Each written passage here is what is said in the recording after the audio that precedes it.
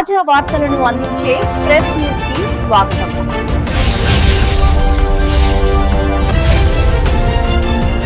బులెటిన్లో ముందుగా headlines. BRS LP కార్యాలయంలో బీఆర్ఎస్ ఎమ్మెల్యేల పత్రికా సమావేశం.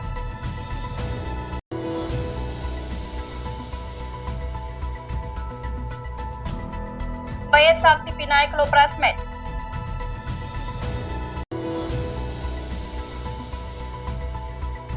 ఐపీఎల్ ప్రసారాలపై బంగ్లాదేశ్ యూటర్న్ నిషేధం ఎత్తివేత. బీఆర్ఎస్ ఎల్పీ కార్యాలయంలో బీఆర్ఎస్ ఎమ్మెల్యేల పత్రికా సమావేశం. తన స్వంత ఆస్తులు పెంచుకునే ప్రయత్నం చేస్తున్నాడు. అధికార దుర్వినియోగానికి పాల్పడి స్పష్టంగా తేలిపోయింది. మా శాసనసభ ఉపనాయకులు హరీష్ రావు గారు సభ ద్వారా ప్రభుత్వం దృష్టికి స్పష్టంగా ఈ విషయాన్ని తీసుకొచ్చాను. మేము రాజకీయ ఆరోపణలు చేయలే, వాళ్ళ ఊకదంపుడు ఉపన్యాసం ఇవ్వలే, ఆధారం లేని ఆరోపణలు చేయలే. చాలా స్పష్టంగా ప్రతి పేపర్ చూపించి ఏ రోజు నాడు ఏ నోటీస్ ఇచ్చిండ్రు, చేసిన అధికారి ఎవరు, అన్ని వివరాలు స్పష్టంగా చెప్పాను. రాఘవ కన్స్ట్రక్షన్ కంపెనీ ఇది అని చెప్పి చాలా క్లియర్గా ఇక్కడ ఇది రాసే ఉంది, ఇక్కడ ఇది రాసే ఉంది. దాని పైన ఎప్పుడైతే హరీష్ రావు గారు ట్వీట్ చేసినారో, ట్వీట్ చేసిన తర్వాత దానికి ప్రతిగా పొంగులేటి గారు ప్రెస్లో మాట్లాడి నా మీద మాట్లాడుతున్న కుక్కల్ని పులుసులు పెట్టి కట్టేస్తా అని చెప్పి మాట్లాడి చేసిన తర్వాత మా వాళ్ళు విజిట్కి వస్తున్నారు అని చెప్పి తెలవంగానే దాని మీద కలర్ వేసి దాన్ని కనపడకుండా చేసే ప్రయత్నం చేసిండు. అయినా మా వాళ్ళు వెళ్ళి దాన్ని కొంత తుడిచి చూపించే ప్రయత్నం చేసిండ్రు. పార్టీ వైపు నుంచి స్పష్టంగా కనబడుతున్నాయి మీ అందరికీ, ప్రజలందరికీ. సరే, ఈ విషయాన్ని హరీష్ రావు గారు బాధ్యతగల ప్రతిపక్షంగా రాష్ట్ర ప్రభుత్వ ఆదాయానికి గండి పడుతుంది ఒకటి. రెండవది, ఎవరో చిన్నపాటి వ్యాపారస్తులు ఎవరో చేసిందంటేనే వదిలిపెట్టారు. స్వయంగా ఒక మంత్రి కుటుంబ సభ్యులకు సంబంధించిన కంపెనీ కాబట్టి ఇది సరైన వేదికలోనే మాట్లాడాలి అని చెప్పి ఈరోజు సభ దృష్టికి తీసుకొచ్చారు, ప్రభుత్వం దృష్టికి తీసుకొచ్చారు. వాస్తవానికి ప్రభుత్వం ఏం చేయాలి? అక్కడ మంత్రి గారు స్వయంగా ఉన్నాడు. ఏ మంత్రి గారు కుటుంబ సభ్యులది ఆ కంపెనీ అని చెప్పి చెప్తున్నారో ఆ మంత్రి గారు స్వయంగా అక్కడే ఉన్నారు.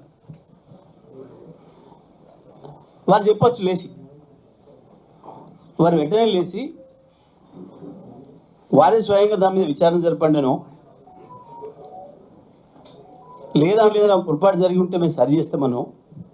వైఎస్ఆర్సీపీ నాయకుల ప్రెస్ మీట్. ఆడపిల్లని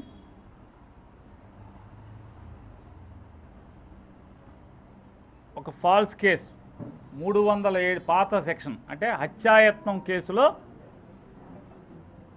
రిమాండ్లో ఉంచితే జైలుకి వెళ్ళి పామరు మాజీ శాసనసభ్యులు కైలే అనిల్ కుమార్ గారు, నేను, అలాగే ఆ జుజ్జువరపు సుప్రియ గారు అయినటువంటి వారి తండ్రి జుజ్జువరపు చిన్ని ముగ్గురం కలిసి జైల్లో పరామర్శించి ఆ అమ్మాయిని ఏం జరిగిందని విచారణ చేసుకున్నాం. ఏం జరిగిందని విచారణ చేసుకుంటే ఆ అమ్మాయి ఏం చెప్పిందో, లేదా బయట తల్లిదండ్రులు, ఆ రోజు తల్లిదండ్రులు కానీ ఆ తేజ కానీ ఆ సంఘటనలో ఉన్నటువంటి వారిని విచారించి మొత్తం అందరూ చెప్పిన దాని మీద దాంట్లో వాస్తవాలు ఏం కనపడి నేను మీడియాతో మాట్లాడాను. మీడియాతో మాట్లాడితే సాయంత్రం 4 గంటలకి నేను పామరు సిఐ సుభాకర్ గారు, పామరు ఎస్ఐ భాస్కర్ గారు, ఎలా బిహేవ్ చేశారు. తర్వాత కోటేశ్వరమ్మ గారు అనేటువంటి ఒక హోంగార్డ్ గారిని సిఐ గారు ఆ అమ్మాయిని పట్టుకోమని చెప్తే, సుప్రియాని పట్టుకుని ఈడ్చుకురమ్మని చెప్తే ఆ అమ్మాయి హోంగార్డ్ గారు ఎలా ఆ అమ్మాయిని పట్టుకున్నారు అని చెప్పాను. చెప్పి ఎస్పీ గారికి కూడా నేను రిక్వెస్ట్ చేశాను, అయ్యా మీ నాయకత్వంలో మీరు సెలవులో ఉన్నట్టున్నారు, మీరు సెలవులో లేకుండా మీరు ఉద్యోగంలో ఉండుంటే కనుక ఇది జరిగేది కాదేమో, ఎందుకంటే మీరు యువకుడైన ఐపీఎస్ ఆఫీసర్ కాబట్టి మీరు సెలవులో ఉండగా జరిగినట్టుంది, కాబట్టి మీ కింద ఇటువంటి సిఐఎస్ఐలు ఉంటే చెడ్డ పేరు వస్తుందండి పోలీస్ వ్యవస్థకి అని చెప్పి ఎస్పీ గారిని నేను కోరాను. ఎస్పీ గారు మరి ఏం చర్యలు తీసుకున్నారో నాకైతే తెలియదు, కానీ తెల్లవారుజామున 3 గంటలకు మాత్రం మీడియా మిత్రులందరికీ ఇది ఒకటి పంపించారు. ఎస్పీ గారు కాదు, బహుశా ఇది పూర్వం సినిమాల్లో వచ్చేది మనకి, ఆకాశం మెరిచి ఒక మెరుపు వచ్చి పెళపెళామని మోత వచ్చి మాటలు వచ్చాయి. అలా ఇక్కడ ఎవరి సంతకం లేదు, ఎవరి పేరు లేదు. కృష్ణా జిల్లా పోలీస్ జిల్లా కార్యాలయం పేరు మీద ఇది అందరికీ పంపించారు. ఇండియన్ ప్రీమియర్ లీగ్ ఐపీఎల్ ప్రసారాల విషయంలో బంగ్లాదేశ్ ప్రభుత్వం తన వైఖరిని మార్చుకుంది. దేశంలో ఐపీఎల్ ప్రసారాలపై ఎలాంటి ఆంక్షలు లేవని, గతంలో విధించిన నిషేధాన్ని ఎత్తివేస్తున్నట్లు స్పష్టం చేసింది. క్రీడలను రాజకీయాలను కలపదలుచుకోలేదని, ఈ అంశాన్ని పూర్తిగా వాణిజ్య కోణంలోనే చూస్తామని బంగ్లాదేశ్ కొత్త సమాచార ప్రసార శాఖ మంత్రి జహీరుద్దీన్ స్వపన్ ప్రకటించారు. ఈ నిర్ణయంతో బంగ్లాదేశ్ లోని క్రికెట్ అభిమానులకు శుభవార్త అందినట్లయితే. ఈ విషయంపై మంత్రి జహీరుద్దీన్ మాట్లాడుతూ, ఐపీఎల్ ప్రసారాల కోసం ఇప్పటి వరకు ఎవరు మమ్మల్ని సంప్రదించలేదు. క్రీడల్లోకి రాజకీయాలను తీసుకురావాలని మేము కోరుకోవడం లేదు. దీనిని మేము వాణిజ్య పరంగానే పరిశీలిస్తాం. ఏదైనా ఛానల్ ప్రసారాల కోసం దరఖాస్తు చేసుకుంటే సానుకూలంగా పరిశీలిస్తామని జూయిష్ వెల్లెకు తెలిపారు. స్టార్ స్పోర్ట్స్ వంటి అంతర్జాతీయ నెట్వర్క్ ఐపీఎల్ ను ప్రసారం చేయాలనుకుంటే చేసుకోవచ్చని, ప్రభుత్వం ఎలాంటి అడ్డంకులు సృష్టించదని ఆయన స్పష్టం చేశారు. ప్రభుత్వ తాజా నిర్ణయాన్ని బంగ్లాదేశ్ కేబుల్ ఆపరేటర్ల సంఘం కూడా స్వాగతించింది. ఐపీఎల్ మ్యాచ్ల ప్రసారాలను అడ్డుకోవాలని తమకు ఎలాంటి అధికారిక ఆదేశాలు లేవని ఆ సంఘం కార్యదర్శి రెజాల్ కరీం లబ్లు తెలిపారు. గత మధ్యంతర ప్రభుత్వ ఆదేశాలకు ఇప్పుడు విలువ లేదు. ప్రస్తుత ప్రభుత్వం ఆదేశిస్తే తప్ప ప్రసారాలను నిలిపివేసేది లేదు. కాబట్టి స్టార్ స్పోర్ట్స్ ప్రసారం చేస్తే మేము దానిని కొనసాగిస్తామని ఆయన వివరించారు. అసైన్డ్ భూములకు యాజమాన్య హక్కులు కల్పించాలని డిమాండ్ తో ఈ నెల 30వ తేదీన బషీర్బాగ్ లోని ప్రెస్ క్లబ్ లో తెలంగాణ భూరక్షణ సమితి ఆధ్వర్యంలో భూమి హక్కు సభ పేరుతో కార్యక్రమం నిర్వహించనున్నారు. ఈ మేరకు సభకు సంబంధించిన గోడ పత్రికను ఉస్మానియా యూనివర్సిటీ ఆర్ట్స్ కళాశాల వద్ద ఆవిష్కరించారు. ఈ సందర్భంగా తెలంగాణ భూరక్షణ సమితి రాష్ట్ర అధ్యక్షుడు బుగ్గ మైసయ్య, ఎంఆర్పీఎస్ రాష్ట్ర కోఆర్డినేటర్ డాక్టర్ నామ్రు నరసింహ మాట్లాడుతూ, దేశంలో పేదరిక నిర్మూలన గురించి కాంగ్రెస్ ప్రభుత్వం గరీబీ హఠావో నినాదంతో పేదలకు భూములు పంచడం జరిగిందన్నారు. దాదాపు 30 లక్షల ఎకరాల భూములు పేద ప్రజలకు పంచి ఇచ్చారన్నారు. పంచిన భూములకు మీద యాజమాన్య హక్కులు లేవన్నారు. ప్రభుత్వాలు పంచిన అన్ని రకాల అసైన్డ్ భూములకు యాజమాన్య హక్కులు ఇవ్వాలన్నారు. అలాగే అన్యాక్రాంతమైన భూములను తిరిగి పేదలకే ఇవ్వాలని డిమాండ్ చేశారు. భూమి లేని ప్రతి దళిత కుటుంబానికి 1 ఎకరం భూమి ఇవ్వాలన్నారు. ప్రభుత్వాన్ని నియమించే అసైన్డ్ కమిటీలలో అసైన్డ్ భూమి లబ్ధిదారులను కూడా మెంబర్లుగా నియమించాలని కోరారు. అలాగే తెలంగాణ రాష్ట్రంలో అసైన్డ్ భూముల కమిషన్ నియమించాలన్నారు. భూమి లేని వాళ్ళకు పంచడం జరిగింది ఇందిరాగాంధీ గవర్నమెంట్ లో. ఆ భూములన్నీ కూడా ఇవాళ బడా బడా బాములు, ఉదాహరణకు మైహోం రామేశ్వరరావు అని ఒక బడా కాంట్రాక్టర్ ఉంటారు. ఆయన దాదాపు 38E 42A దళితులకు చెందాల్సిన భూములు ఇవాళ కార్పొరేట్ కంపెనీల దగ్గర ఇవాళ వాళ్ళ కేసీఆర్ టైంలో మగ్గుతున్నాయి. అదేవిధంగా ఇక్కడ దళితులకు ఎవరైతే షమార్ అదే చెప్పుల కంపెనీ పెట్టుకోవడానికి కావాల్సిన ఆ టైంలో చంద్రబాబు టైంలో 5,000 ఎకరాల భూమి ఆయన ఊట్నూరు దగ్గర మహబూబ్నగర్ దగ్గర జిల్లాలో లిట్ క్యాంప్ పేరు మీద భూములు ఇచ్చేది. అదేవిధంగా దేవాలయ భూములు ఉన్నాయి. అంటే దాదాపు ఈ భూములన్నీ కూడా వాళ్ళ దగ్గర పెట్టుకుని ప్రభుత్వాలు కాలయాపన చేస్తున్నాయి. గతంలో ఫ్రీడమ్ ఫైటర్లకు, అదేవిధంగా ఎక్స్ సర్వీస్ మెన్ ల్యాండ్లకు కూడా ఎన్ఓసీలు ఇస్తుంది గవర్నమెంట్, ఈ కాంగ్రెస్ గవర్నమెంట్. ఇప్పుడు మేమనేది ఏంటంటే, అసలు దళితులకు ఇచ్చిన భూములు ఏవైతే ఉన్నాయో అవి ఆ భూములను దళితులకు ఇవ్వమని డిమాండ్ చేస్తున్నాం. Thank you. విశ్వవిద్యాలయం ముంగట భూమి యాజమాన్య హక్కుల కోసము జరుగుతున్న బహిరంగ సభకు ఈరోజు పోస్టర్ ఆవిష్కరణ కార్యక్రమం జరిగింది. మిత్రులారా, మీకు అందరూ తెలుసు, పేదరిక నిర్మూలన కోసము పేద ప్రజలకు గరీబీ హటావో అనే నినాదంతో ఈ దేశంలో పేదలకు భూములు పంచారు. ఎకరము 2 ఎకరాలు 3 ఎకరాలు పంచింది కాంగ్రెస్ ప్రభుత్వం పంచింది. మీకు అందరికీ తెలిసి ఇంకో విషయం, ఆచార్య వినోబావ గారు భూదాన ఉద్యమం సేకరించారు. అన్ని రాష్ట్రాల్లో చేశాడు ఈ కార్యక్రమం. మొట్టమొదటగా భూదానం పోచంపల్లి నుంచి చేసిన కనుకనే ఆ ఊరికి భూదానం పోచంపల్లి అనే గ్రామం పేరు కూడా వచ్చింది. అప్పుడు ఉమ్మడి ఆంధ్రప్రదేశ్లో 2 లక్షల ఎకరాల భూములు సేకరించింది. 1,00,000 ఎకరాలు పేదలకు పంచిండు. 96,000 ఎకరాల భూములేమో భూదాన బోర్డులో ఇంకా ఉన్నాయి. అట్లా తర్వాత ఎస్సీ కార్పొరేషన్ కూడా కొన్ని పంచింది. మొత్తం మీద దాదాపు 30 లక్షల ఎకరాల భూములు పేద ప్రజలకు పంచింది. ఈ 50-60 ఏళ్ల కూడా పంచిన భూముల మీద యాజమాన్య హక్కులు లేవు. యాజమాన్య హక్కులు లేకపోతే ఏమవుతుంది? వాళ్ళ కుటుంబంలో పిల్లలకు ఏమన్నా ఆరోగ్య విషయం వచ్చినప్పుడు కానీ, పిల్లల పెళ్లి చేయాలన్నప్పుడు కానీ అమ్ముకోవాలంటే అమ్ముకోనికి వీళ్ళు హక్కు ఉంది. అప్పుడు తప్పనిసరి ఏం చేస్తారు? మార్కెట్ రేటు కన్నా 10% మొత్తం టోటల్ 10% ఇచ్చి కొంటారు. కనుక భూములు ఇచ్చిన యాజమాన్య హక్కులు ఇవ్వకపోతే దానివల్ల పేద ప్రజలకు న్యాయం జరుగుతుంది. ఈ విషయంలో ఏమైంది? గౌరవశ్రీ రాహుల్ గాంధీ గారు, ప్రతిపక్ష పార్టీ మన పార్లమెంటు సభ్యులు గారు భారత్ జోడో యాత్ర చేసినప్పుడు తన వాగ్దానం ఏం చేసిందంటే, మా ప్రభుత్వం తెలంగాణలో అధికారం వస్తే మేము యాజమాన్య భూములకు హక్కులు ఇస్తామని చెప్పారు. అదే మాదిరిగా వరంగల్లో రైతు డిక్లరేషన్ జరిగింది. వరంగల్ రైతు డిక్లరేషన్ కూడా ఏం చెప్పారు? మేము రైతులతో పాటు అసైన్డ్ భూముల యాజమాన్య హక్కులు కల్పిస్తామని చెప్పారు. ఆ తర్వాత చేవెళ్లలో 26/8/23 నాడు జరిగిన చేవెళ్ల దళిత డిక్లరేషన్ లో కూడా గౌరవశ్రీ మల్లికార్జున ఖార్గే గారు, ఏఐసీ అధ్యక్షులు గారు కూడా ఆ సమావేశంలో ఏమన్నారు? మేము ప్రభుత్వానికి వస్తే అసైన్డ్ భూములకు యాజమాన్యాలు హక్కులు ఇస్తామని చెప్పారు. తర్వాత కాంగ్రెస్ పార్టీ తన ఎన్నికల మేనిఫెస్టోలో పెట్టింది, మా ప్రభుత్వం వస్తే మేము యాజమాన్య హక్కులు ఇస్తామని. ప్రభుత్వం వచ్చి ఇప్పుడు 2.5 సంవత్సరాలు అవుతుంది. కొంత ప్రోగ్రెస్ జరిగింది కనుక మరింత ఆలస్యం జరగకుండా ఈ యొక్క యాజమాన్య హక్కులు ఇవ్వాలనే ఉద్దేశంతో ప్రభుత్వం మేము విన్నవించుకుంటున్నాం. మా విన్నపాన్ని గుర్తించి జరుగుతున్న అసెంబ్లీలో చర్చ జరగాలి. ముఖ్యంగా నేను చెప్పేదంటే, ఈనాడు 31 మంది ఎస్సీ ఎస్టీ ఎమ్మెల్యేలు ఉన్నారు. ఈ భూములన్నీ కూడా ఎస్సీ ఎస్టీ ఎమ్మెల్యేతోనే ఉన్నాయి. పోయిన గవర్నమెంట్ లో, టీఆర్ఎస్ గవర్నమెంట్ లో దొరతనం మాట్లాడాలంటే విజయనగరం జిల్లా ఎస్కోట మండలం ధర్మవరం గ్రామం ఎమ్మెల్యే కోళ్ల లలిత కుమార్ ఆదేశాల మేరకు ఏఎంసీ చైర్మన్ చొక్కాకుల మల్లునాయుడు ఆధ్వర్యంలో శనివారం మెగా పశు వైద్య శిబిరం నిర్వహించారు. ఈ సందర్భంగా మల్లునాయుడు మాట్లాడుతూ గత 20 నెలల కాలంలో నియోజకవర్గ రైతుల సంక్షేమం కోసం కూటమి ప్రభుత్వం అనేక కార్యక్రమాలు చేపట్టిందని వెల్లడించారు.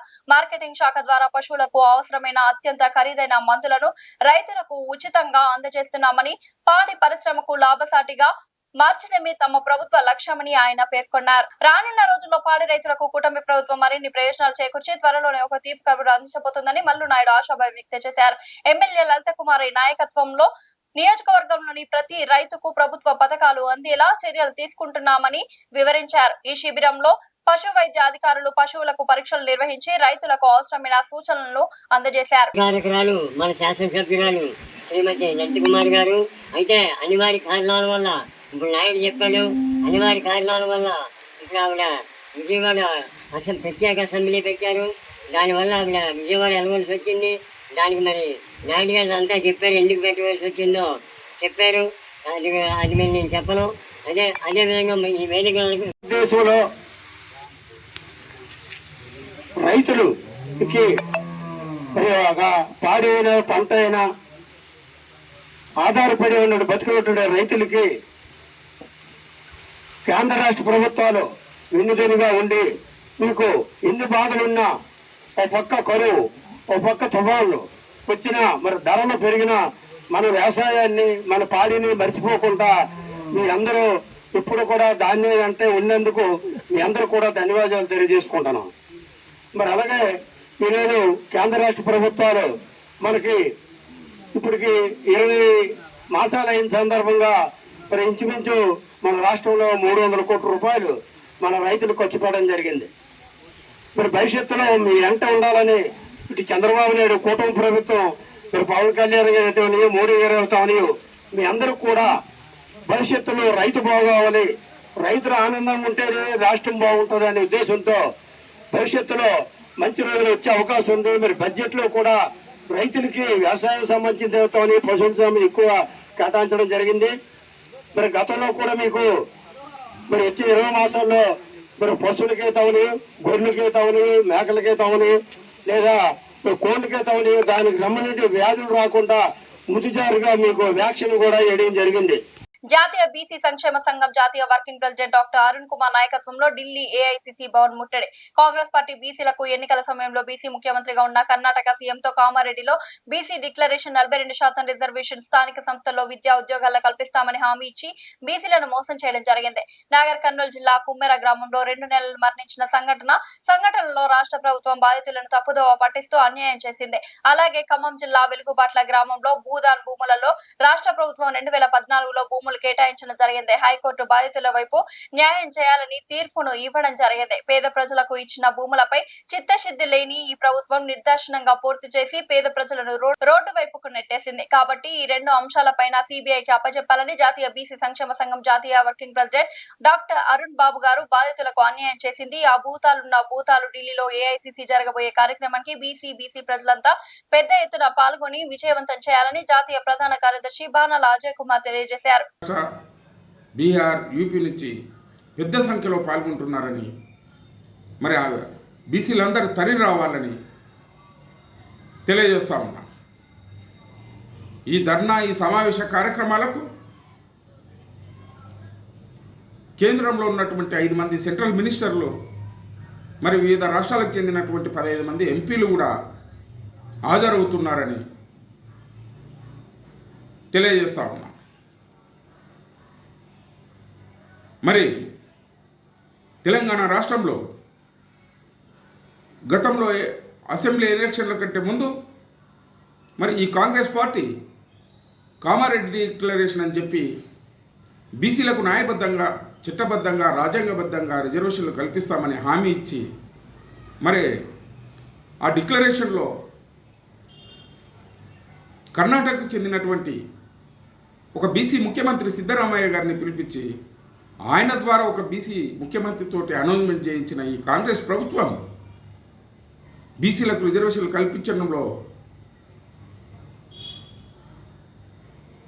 తీవ్రమైనటువంటి అన్యాయం చేసిందని, అదేవిధంగా ఇప్పుడు జరుగుతున్న పార్లమెంట్ సమావేశాల్లో కూడా 276 మంది కాంగ్రెస్ పార్టీకి మద్దతు ఉన్నటువంటి ఎంపీలు ఏమాత్రం బిల్లు పెట్టాలని చెప్పి ప్రయత్నం చేయట్లేదు. కేవలం గతంలో అధికారం రావడానికి కాంగ్రెస్ పార్టీ బీసీలను నమ్మించి ఓట్లు దండుకొని అధికారంలోకి వచ్చింది. మరి అసెంబ్లీలో కూడా 42% రిజర్వేషన్లను పెట్టినటువంటి ఆ బిల్లులో పసలేని బిల్లు, ఎలాంటి శాంటిటీ లేదు, అది రాజ్యాంగబద్ధంగా, చట్టబద్ధంగా, న్యాయబద్ధంగా లేదు. ఖాళీ రాబోయే గతంలో జరిగిన గ్రామ పంచాయతీ ఎలక్షన్లో కానీ, మున్సిపల్ ఎలక్షన్లో కానీ, రేపు రాబోయేటటువంటి ఎంపీటీసీ, జడ్పీటీసీ ఎలక్షన్లో బీసీలను నమ్మించి మోసం చేసి ఓట్లు దండుకోవడానికి మాత్రమే ఈ కాంగ్రెస్ పార్టీ ప్రయత్నిస్తుంది. ఖబర్దారిక ఈ కాంగ్రెస్ పార్టీకి పుట్టగతులు ఉండవని డాక్టర్ అరుణ్ బాబు గారి నాయకత్వంలో పెద్ద ఎత్తున తెలంగాణతో పాటు వివిధ రాష్ట్రాల నుంచి కూడా తెలంగాణకు పూర్తి మద్దతు తెలుపుతూ ఉన్నాయి. ఈ కాంగ్రెస్ పార్టీని బొందబెట్టేంత వరకు కూడా నిద్రపోమని బీసీ జాతీయ సంక్షేమ సంఘం తరఫు నుంచి మేము హెచ్చరిస్తూ ఉన్నాం. అంతేకాకుండా రాష్ట్రంలో బీసీలపై ఉక్కు పాదంతో అణచివేయడం జరుగుతూ ఉంది. మొన్న జరిగినటువంటి నాగర్ కర్నూలు జిల్లా కుమ్మెర గ్రామంలో 2 నెలల పసికందు చిన్న పాప మృతి చెందితే దానికి నిందితులను వెంబడే అరెస్టు చేయకుండా నిర్లక్ష్యం వహించి కేసును తప్పుదో పట్టించే ప్రయత్నం చేశారు ఈ ప్రభుత్వం.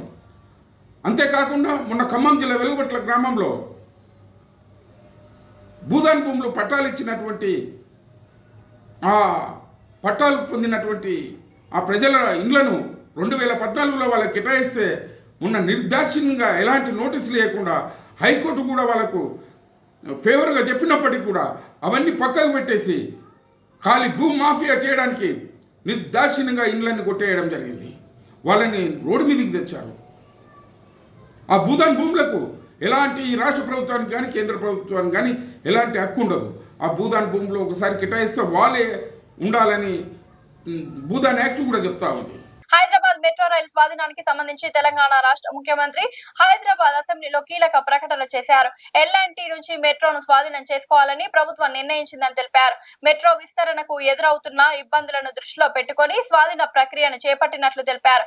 ప్రజా ప్రయోజనాల దృష్ట్యా మెట్రో విస్తరణకు ప్రభుత్వం నిర్ణయం తీసుకుందని అన్నారు. మెట్రో విస్తరణకు ఉన్న అడ్డంకులను సమీక్షించినట్లు సభకు తెలిపారు. ప్రజా రవాణా సౌకర్యాన్ని మరింత మెరుగుపరిచి ఈ నగరానికి అంతర్జాతీయ స్థాయిలో గుర్తింపు తీసుకువచ్చేందుకు కావాల్సిన ప్రణాళికలను రచించామని అన్నారు. అనంతరం అసెంబ్లీలో మెట్రో స్వాధీనంపై తీర్మానం ప్రవేశపెట్టగా సభ ఏకగ్రీవంగా ఆమోదించింది. ఏకగ్రీవం కాదు, ఏకపక్షం. హరీష్ రావు మెట్రో స్వాధీనంపై ముఖ్యమంత్రి రేవంత్ రెడ్డి చేసిన ప్రకటనపై మాజీ మంత్రి హరీష్ రావు విమర్శలు గుప్పించారు. ఇది ఏకగ్రీవ తీర్మానం కాదని ఏకపక్ష తీర్మానం అని అన్నారు. బీఆర్ఎస్ సభ్యుల అభిప్రాయం తీసుకోకుండా ఏకగ్రీవంగా బిల్లును ఎలా ఆమోదింపజేస్తారని ప్రశ్నించారు. ప్రకటన చేసే హక్కు ఉంది కానీ చర్చ లేకుండా సభ్యులంతా ఆమోదించినట్లు ధన్యవాదాలు చెప్పడం సరికాదని తెలిపారు. బులెటిన్ ముగించే ముందు హెడ్లైన్స్ మరోసారి. బీఆర్ఎస్ ఎల్పీ కార్యాలయంలో బీఆర్ఎస్ ఎమ్మెల్యేల పత్రికా సమావేశం.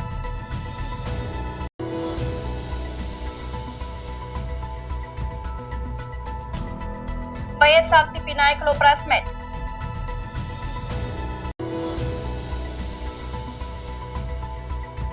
ఐపీఎల్ ప్రసారాలపై బంగ్లాదేశ్ యూటర్న్ నిషేధం ఎత్తివేత. బులెటిన్ అప్డేట్ మరొక బులెటిన్ లో మళ్ళీ కలుద్దాం. అంతవరకు సెలవు. తాజా వార్తలను అందించే ప్రెస్ న్యూస్ కి స్వాగతం.